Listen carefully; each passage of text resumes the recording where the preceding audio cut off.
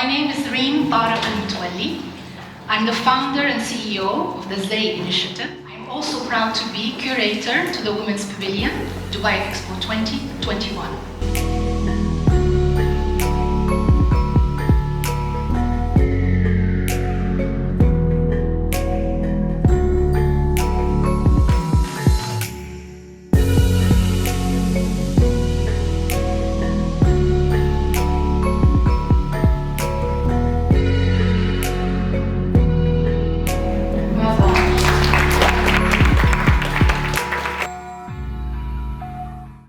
Dear Excellencies, distinguished guests, ladies and gentlemen, Women in Arabia and Islam session. Today we will focus on the poets and storytellers that shaped the world. Thank you all for your presence at the Women's Pavilion here at Expo 20 in Dubai, and also to all those who are following us online, thanks to the live broadcast of this roundtable around the world. Dr. Afra, welcome to our evening. And I wonder if you could start us off with a few words. Of course. Thank you so much to the Women's Pavilion. Thank you so much, Expo 2020. They called him Al-Nokhada, captain of the vessel, highest commander of the ship. They called him Al-Mangush, the one with the markings, his face with the signs you can only get at sea, lines like a roadmap to his story. My grandfather taught himself to read at 50 years old. Knows determination. Mashallah, and psychiatry. From London University in 1992 to start her academic career as an assistant professor of psychiatry in the newly established School of Medicine of the UAE University in Al Ain. She undertook the challenging position of president of a GCC institution, the Arab Gulf University, till 29. We are in the land of Sheikh Mohammed bin Rashid Al Hafidhah. We are in Expo. ونقول صلى الإله على النبي. تنير الأرض اللي تمشي عليها كما نارت بها الشمس المضية. فلا والله من مثلك أتى به زمانا في الأوائل والبقية. رعاك الله فينا يا محمد وعشنا في العمار بكم رعية. The past nor in the future. Oh Muhammad, may Allah protect you, and may we live in this country as your citizens. Thank you very much. Thank you. There's so much to learn from you, Dr. Thank you for giving us this time. Our third speaker has obtained a double degree in mechanical engineering and electrical engineering from 19 books in verse. I don't know if I covered them all, and I'm sure there is more that I have missed. With an abundant list of awards and honorings that will take me a whole day just to go through them. Doctor, today you are the rose among us female speakers on this podium, and I welcome you, and I hope you would take us through a journey and give us a brief background on Arab women in poetry, if you like, to touch upon that. Inshallah. Thank you so much, Dr. Reem, for this introduction.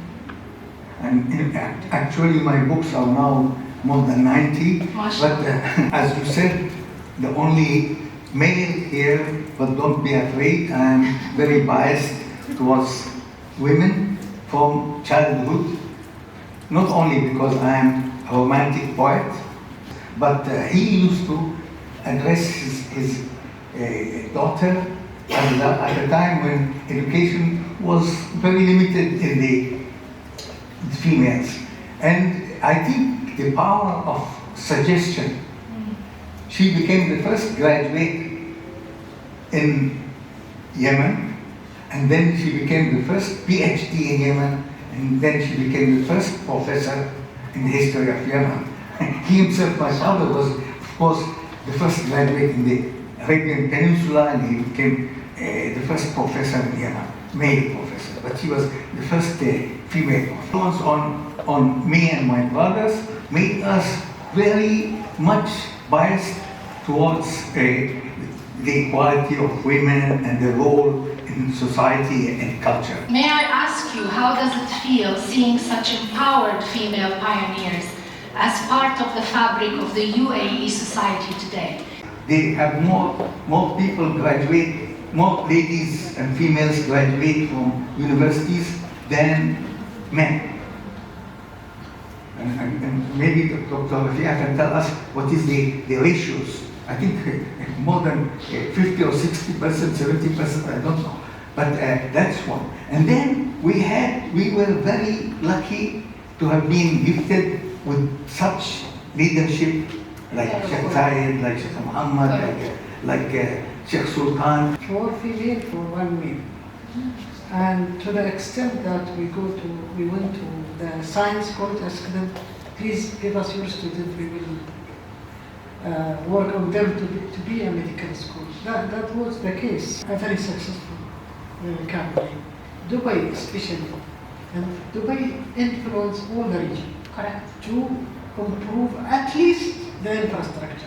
Always Sheikh Mohammed in the front of my mind. Yes. I want to do something like he is doing. Correct. In the This male-dominated space, as a poet, within your generation. I know in Victoria's generation and my generation, we had to really prove ourselves to be able to stand there and do what we wanted to do. But in your generation, what is the difference do you see? What are the challenges that you are facing? It wasn't very difficult to find the space for me to do what I do, but it was more difficult for me to find that space within myself. And I think a lot of the times it is, you're snapping, I like it. A lot of the times it is that self-doubt. The thing is that we are in a place, alhamdulillah, where you can achieve amazing things. Wonderful, wonderful. And Dr. Rafia, you spoke about Rashid and Khalifa and how she had this continuous conversation back and forth with Sheikh Mohammed publicly. And this is a reflection of how cultural change and social change can take place through poetry, without being direct. So could you speak more about on that? most of the poetry, most of it I think Dr. Shihab will agree with me, it's about feeling, about emotion, about love. So when the woman will be strong enough to express how the society in the 50s, 1950, will tolerate this beautiful love story said by women. We accept it.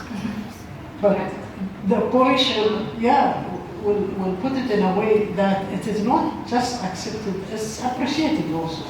Is this the case with your generation, Afra? Are there other women poets around that are communicating and having discussions and dialogues? And I think poetry is the preservation of things, it's the preservation of the past, it's the preservation of now, it's most likely going to be the preservation of the future. So it's finding these different mediums and using them. I mean, at one point in time, tribes would communicate through music and song and storytelling.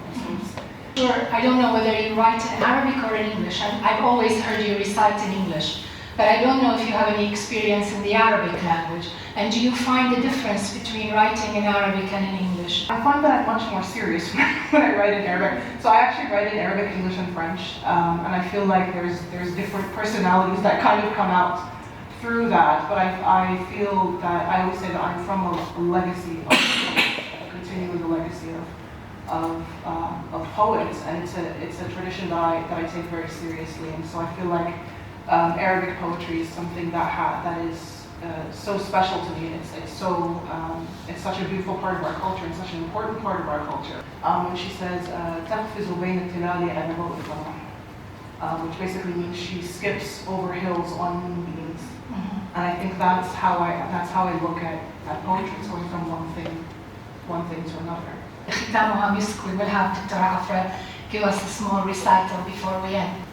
I once walked into a classroom to teach a workshop. And as I looked at the charming faces of the entire second grade, I said with all of my enthusiasm, "I'm a poet." To which one of the children replied, "Wow, you have the most boring job." True story. فإذا تكون خارج المألوف وتعيش بدون قيود الصندوق ستجد أن هناك قصة تعيش بداخلنا على خط يطيع بين واقع تجاربنا فأبعدها عننا. قصة.